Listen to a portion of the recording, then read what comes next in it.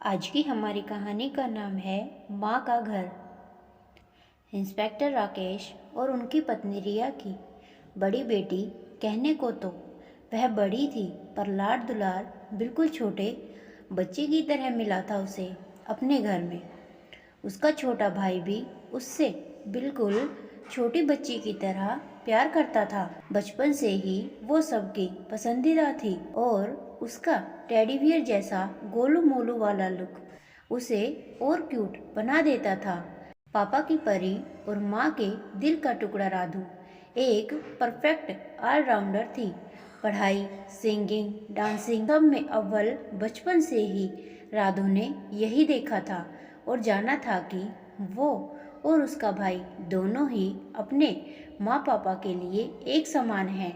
हाँ, अपने मोहल्ले में उसने इस तरह की बातें जरूर सुनी थी और देखी थी जहाँ लड़के और लड़कियों में भेदभाव किया जाता था, पर ये उसने अपने घर में कभी महसूस नहीं किया और नहीं देखा।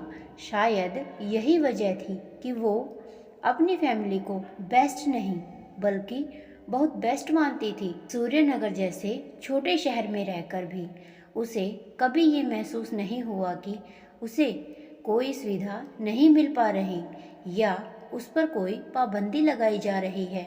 उसके कहने से पहले ही चीज़ें उसके सामने होती थी, चाहे वो पढ़ाई के लिए कंप्यूटर हो या अपनी सिंगिंग की हॉबी को फॉलो करने के लिए गिटार हो।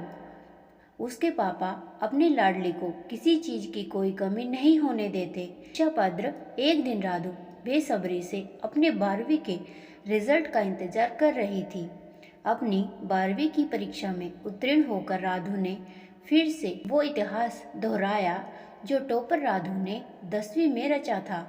घर में खुशी का माहौल था। रिश्तेदारों की बधाइयाँ देने के लिए लाइन लगी हुई थी। मिठाइयों से घर भरा पड़ा था और आज एक बार फिर अपनी बेटी की वजह से इंस्पेक्टर साहब का सीना गर्व से फूला नहीं समा रहा था।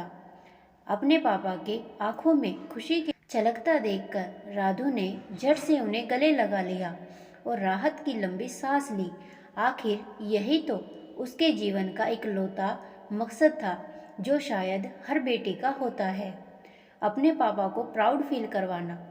रिजल्ट के कुछ दिन बाद ही इंजीनियरिंग कॉलेज से कॉल आ गया और अपने सपने की तरफ एक और कदम आगे रखने का वक्त आ गया था। वैसे मन में तो सवालों की सुनामी सी चल रही थी। राधु के मन में घर से इतनी दूर रह पाऊंगी या नहीं, मम्मी के बिना मुझे नींद कैसे आएगी। आज तक तो मैं माँ पर निर्भर थी, वहाँ अपने सारे काम खुद करके पढ़ाई करनी होगी। पढ़ाई अच्छे से कर पाऊंगी या नहीं, कहीं मैं गलत संगति में ना पड़ जाऊं। ऐसे ही न जाने कितने सवाल राहु के मन में आ रहे थे। उसने अपनी आंखें बंद की और एक लंबी सांस ली। उसे फिर अपने पापा का चेहरा दिखाई दिया और उसने इन सारे सवालों से ध्यान हटाकर फिर एक बात सोची कि 4 साल की इस जुदाई से उसका और उसके पापा का वो सपना पूरा हो सकता है जो दोनों ने साथ देखा था। तिवारी परिवार की पहली इंजीनियरिंग का ताज अपने सर पर पहनना चाहती थी राधु। अपने दिल को मजबूत कर राधु ने माँ पापा का आशीर्वाद लिया और चेहरे पर मुस्कान लिए चल पड़ी। वो ट्रेन में बैठकर अपने उस सपने को पूरा करने जो उसने और उसके पापा ने देखा था। और कॉलेज पहुंचते ही राधु की आंखें खुली की खुली रह गई। सूर्यनगर की छोटी सी गलियों से निकलकर वो आज मुंबई जैसे बड़े शहर में अपनी इंजीनियरिंग के सपने को जीने वाली थी। कॉलेज का पहला दिन बहुत ही शानदार रहा। राहु अपनी 2 रूममेट के साथ घुल मिल गई थी। उसे लगा ही नहीं था कि घर के बाहर भी कोई फैमिली हो सकती है, पर हॉस्टल में आके उसे पता कि सिर्फ खून के रिश्ते ही अपने नहीं कहलाते, दिल का रिश्ता भी अपना होता है।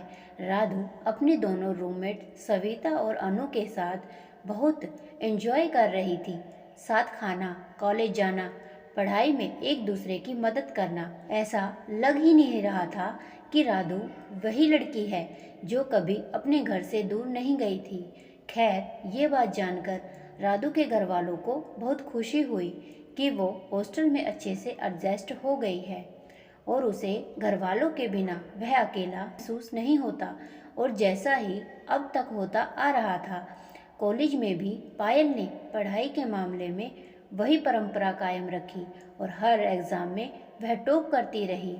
बेटी का रिजल्ट देखकर राधु के माँ पापा को अपनी बेटी पर और गर्व महसूस होता। राधु अपने आप को कॉलेज में बहुत रिजर्व रखती, न किसी से ज़्यादा बातचीत, न ही ज़्यादा दोस्ती। कॉलेज से हॉस्टल और रूममेट के साथ थोड़ी हंसी मजाक। अपने कॉलेज में राधु की छवि एक पढ़ाकू और कम बोलने वाली लड़की की थी। लोग अक्सर उसके पास तभी जाया करते थे जब किसी को कोई नोट्स चाहिए होता था। राधु अपनी इस छोटी सी दुनिया और दो दोस्त अनु और सविता के बीच बहुत खुश थी। और देखते ही देखते प्लेसमेंट का दिन भी आ गया, वो दिन जिसके लिए सभी स्टूडेंट हर सेमेस्टर में जी जान से पढ़ाई करते थे ताकि एक अच्छी सी कंपनी में उनको नौकरी मिल जाए। और प्लेसमेंट के रिजल्ट फिर से ऐतिहासिक थे, हो भी क्यों ना। इस साल राधु जैसी होनहार लड़की जो प्लेलिस्ट में बैठी थी, जो कि बचपन से ही रिकॉर्ड बनाने के लिए मशहूर थी, जहां बाकी स्टूडेंट एक ही कंपनी में नौकरी पाके फूले नहीं समा रहे थे, राधु के पास 3-3 कंपनियों का जॉब ऑफर था। उसकी आंखों में पानी भर आया था। वो सपना जो राधु और उसके पापा ने साथ देखा था साकार हो गया था। वो कॉलेज से दौड़ती भागती हॉस्टल आई और फ़ोन करके जैसे ही ये खबर अपने पापा को सुनाई, इंस्पेक्टर साहब की खुशी का ठिकाना न रहा। उन्होंने राधु को जोर से शाबाशी देते हुए कहा, जियो बेटा। राधु को उसके दोस्त, क्लासमेट, प्रोफेसर और रिश्तेदार बधाई देते नहीं थक रहे थे। और देखते ही देखते अपनी डिग्री पूरी होते ही राधु को कंपनी से ज्वाइनिंग लेटर आ गया और फिर वो चल पड़ी अपने सपनों की ओर ऊंची उड़ान देने।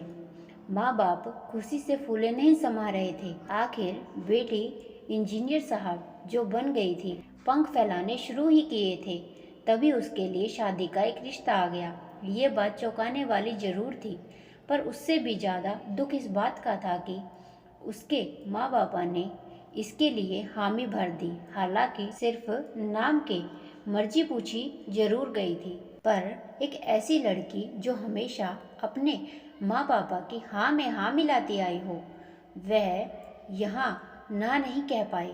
शायद वो अब भी इस गलतफहमी में जी रही थी कि जिस तरह बचपन से ही बिना उसके बोले उसकी हर इच्छा समझ ली जाती थी, शायद इस बार भी लोग समझ लें। पर किस्मत को शायद कुछ और ही मंजूर था। राधु जब तक इस स्थिति को कुछ हल निकाल पाती, तब तक उसकी शादी हो चुकी थी। वो घर जो उसका अपना था, जहाँ उसका बचपन बीता था, जहाँ वो बड़ी हुई थी, वो घर अब उसका अपना ना रहा। अब वो घर उसकी माँ का घर बन चुका था और उसका ससुराल जो उसके लिए बिल्कुल नया था, एकदम अनजान सा, ये अब उसका अपना हो चुका था। ये पहेली राधु के लिए अजीब तो थी, पर अब वो इसमें उलझती जा रही थी। शादी के बाद जैसी चीज़ें अचानक से बदल गई थी, उसे ऐसा लगने लगा था जैसे उसकी डिग्री, पढ़ाई, उसका इतना गुणी होना, सिंगिंग, डांसिंग, पेंटिंग, ये सब एक अव्वल आना, इतनी अच्छी नौकरी करना उसके ससुराल वालों के लिए कोई मायने नहीं रखता था। आजकल हम भले ही खुद को कितना ही मॉडर्न क्यों न कह लें, पर एक बेटी को, एक बहू को कभी भी एक समान दर्जा नहीं मिल सकता। आज भी एक बहू चाहे कितनी ही गुणी क्यों न हो, उसे जज इन्हीं बातों पर किया जाता है कि वो खाना कितना अच्छा बना सकती है, रसोई में निपुण है या नहीं, घर अच्छे से संभाल सकती है या नहीं। आज भी एक बहू की आमदनी से ज़्यादा ज़रूरी हमारे समाज के लिए यही है कि वो कितने कम पैसों में घर का खर्च चला सकती है, घर वालों का ध्यान और ज़रूरतों का ध्यान कितने अच्छे से रख सकती है। अगर एक बहू घर में सुबह सुबह सबसे पहले उठ जाए तो ही वो संस्कारी कहलाती है, और अगर न उठे तो माँ ने क्या सिखाया है के ताने सुनने पड़ते हैं। सबसे बड़ी विलंबना तो ये है कि माँ का घर तो हर बच्चे का अपना घर होता है ना।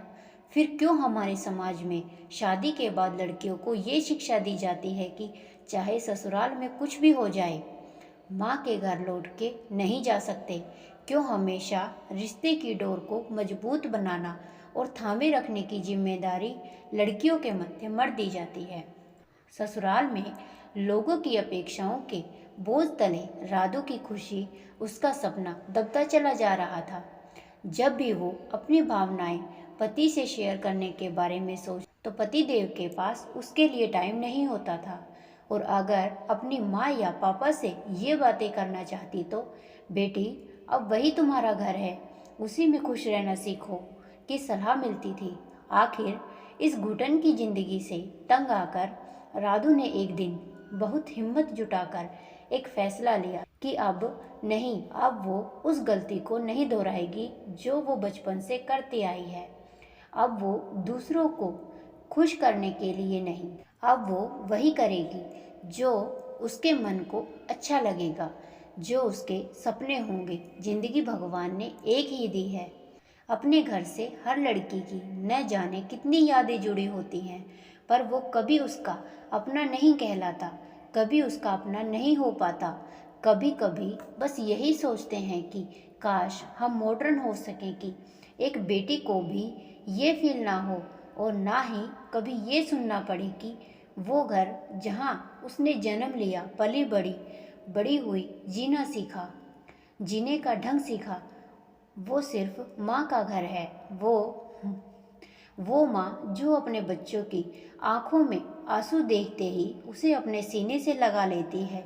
माँ के गले लगने से ही बच्चे के सारे दुख दूर हो जाते हैं। वो माँ, और उस माँ का घर कभी किसी बच्चे के लिए स्पेशल, लड़कियाँ जिसे माँ की परछाई कहते हैं, उसके लिए भी पराया हो सकता है भला।